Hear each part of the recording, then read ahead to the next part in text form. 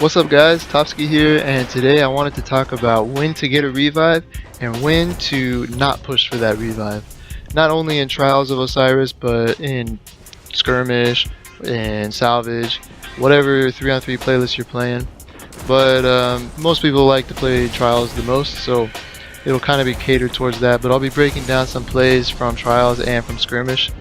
My opinion on revives is a little bit different from a lot of people's, in that I don't really prioritize picking up my teammates as much as other people do. And you might think that's really dumb, why don't you do that? So let me kind of explain why I feel that way.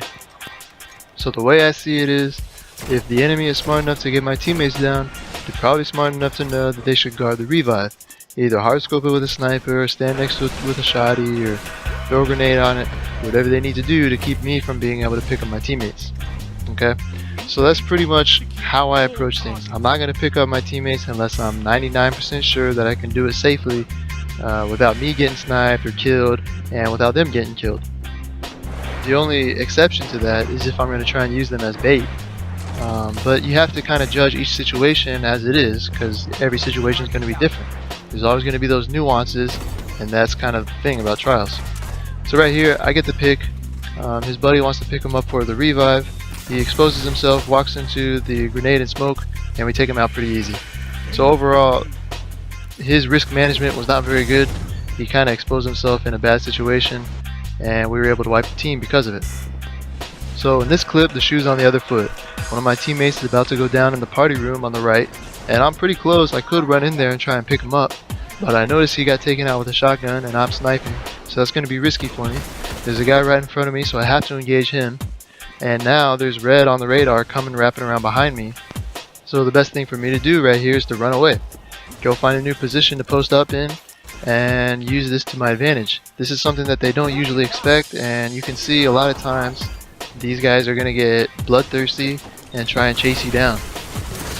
So in situations like this where you're outnumbered, you can actually use that to your advantage just by taking them out one by one as they try to chase you down. So I didn't even get close to his revive, and if you noticed in the kill feed, he got res sniped when my teammate tried to pick him up too. So this is a situation where for our team it worked out where I didn't even approach his revive. Basically it comes down to doing the thing that they don't expect you to do. It's obvious that you're going to approach the ghost or orb or whatever you call it and try and pick up your teammate.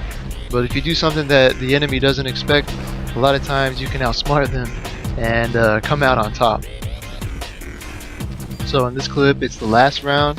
Whoever wins this one takes the game. I'm almost close to my super, and I back off when I hear that my buddy goes down, and pretty soon the other one goes down. So I'm about to get a pick here, but they're going to revive the other guy, so it doesn't really make much difference. But check out right here, the radar shows that there's a guy right there, so I try and use my buddy as bait, just as a revive. I'm not able to do it, but fortunately I had my super. So it didn't really work out, but in the end it did work out because I had my super. But I was trying to use him as bait so that between the two of us we could take down that one guy. Even if one of us went down, it probably would have worked out. Okay, so in this last clip I get picked up by my friend. I see there's another revive I want to pick up, but look right there, he's hard scoping at me. No way am I going to risk my life or my buddy's life to try and get a revive. So I throw the smoke and grenade, get the suppression down, they're out of the way, pick up my buddy, and that way I know that we're both able to get out of that situation alive, and now as a team we can take out the last guy and win the round. Pretty simple stuff. So that's kind of where I'm coming from when I say I don't prioritize revives very much, and it works most of the time for me. And I've noticed a lot of the people I've come up against in Trials, they prioritize the revive a little too much, and it makes it a lot easier for my team to take them out. But that's just my opinion. You know, there's no right or wrong way as long as you win, right? But hopefully you liked the video, guys. If you'd like to see more of these kind of videos, let me know in the comments section, and I'll see you next time.